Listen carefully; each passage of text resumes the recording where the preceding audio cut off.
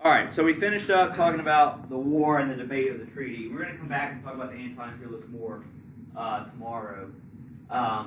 So again, you see the map here. You can see some of them fighting here in this picture. You can see where we came in our Navy and attacked here in Manila.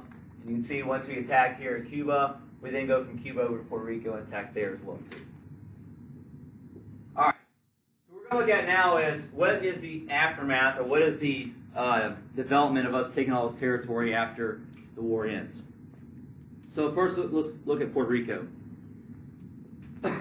So the question then becomes, what is Puerto Rico going to become? Is it a territory? Does it have the same rights as Americans? They're a totally different race, speak a different language. Should they be like us? Does the Constitution apply to them? These are all questions that we had after the war ended about what should happen in places like Puerto Rico. After the war ended, the military ran it for the first few years. So after the war ended, the military ran it for the first few years. But in 1900, Congress passed an act to establish a civil government there, which they still have. So in 1900, they established a civil government. Like I said, they elect a governor, and they have like a territorial legislature. But the question a lot of Americans asked was, will these people have the same American rights as people living in Louisiana or Texas or New York or wherever? So now that we've annexed them, will they have the exact same rights as everybody else? And at first, are they going to get them? No. This decision came from the Supreme Court. So the Supreme Court saw a series of cases called the insular cases. And that word, insula, is basically like island. So basically this is a set of cases dealing with what? The islands, right? So a series of cases dealing with islands, the insular cases, ruled by 1902, that the Constitution does not follow the flag as they said it. So like the Constitution does not follow the flag. Just because we take them over doesn't mean they get all the full rights as citizens. So under the Supreme Court, we rule that these guys will not become full citizens. These guys will not become full citizens. And for now, the federal government has more power over them than they do themselves. So for now, they don't have full power like everybody else does. They're going to have limited rights. Does this last forever, though? Do Puerto Ricans today have the same citizenship rights as you and I? Yes. So it only lasted about 15 years. Under Woodrow Wilson in around 1917, 1916, Congress passes an act that then gives Puerto Ricans what? Well, full citizenship rights, right? So today, if you're born in Puerto Rico, you are what? U.S. citizen, right? And that's why you can go to Puerto Rico today without a what? You don't need a passport to get, right? Same thing for Guam, same thing for Hawaii. You can go without a passport because they're American territories. So make sure you're aware of those court cases, the insular cases, because those are going to show up in the test. Oh, I'm sorry, there's the year, 1901. All right, Cuba. So Cuba is what? We're going to make Cuba what? Not a territory. It's going to be independent. Before the war began, we created something called the Teller Amendment. So before the war began officially, we created the Teller Amendment. This is not like an official constitutional amendment. The Teller Amendment was an amendment to the War Declaration. So I'll write that down first. So it's an amendment to the War Declaration.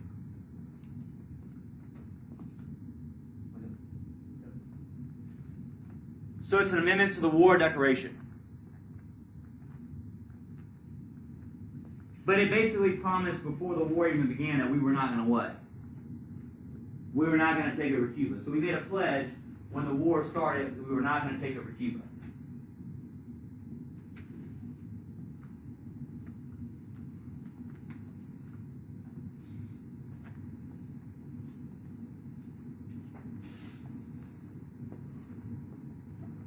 So when the war ends, who's occupying the island in the meantime until we figure out what's going to happen?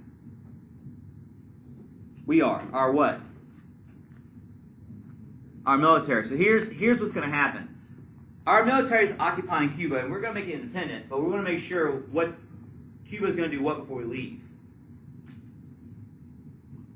They're going to behave in what way? Or the way that who wants it? The U.S. government wants them to, right? So whenever they began to form a new government in 1900, 1901, they create their own constitution, which looks a lot like America's constitution. But before our military will evacuate and leave them alone, we force them to add this amendment into their constitution called the Platt Amendment. So please don't get these two confused, okay? Teller comes before the war, Platt comes after. Teller is an amendment to our war declaration, Platt is an amendment to their what? Their new constitution. So before our military will leave, we insist that they add in the Platt Amendment to their war declaration. We insist that they add in the Platt Amendment to the war declaration.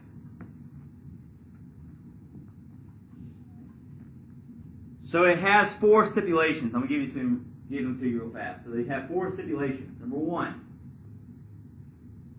Cuba cannot limit its independence with treaties.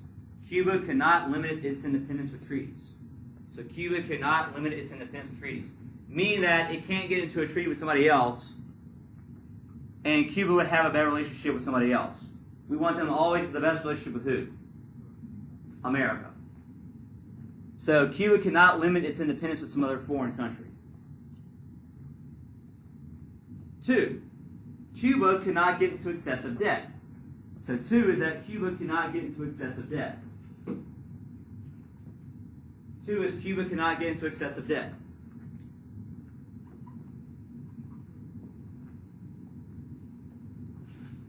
Because if you get excessive debt, if that country comes calling to collect the debt, what could happen to Cuba?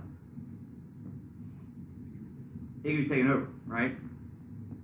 The third part of the Platt Amendment is that America always has the right to intervene. If Cuba's not doing what we want them to, we have the right to intervene. So step in and basically sort things out the way we want to sort it out. So the third thing is that America has the right to intervene here.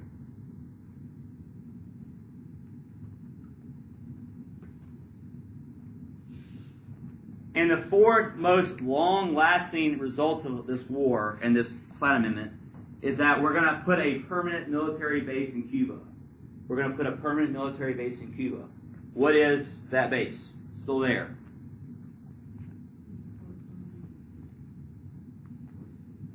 Not 4. There's the G.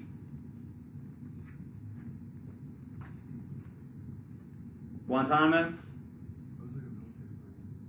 Well, there's a prison that's been put there since 9/11, but that's all new. The military base has been there since 1900. So we put a military base in Cuba, which is why we still have it today. Like, Cuba is communist now, today in 2019, but because of this war, we're able to put a military base there in Cuba, and we still have it there even now.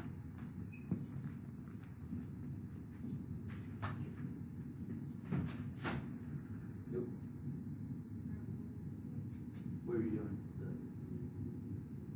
Okay, yeah, that's fine. That's cool. I didn't get it. That's the reason.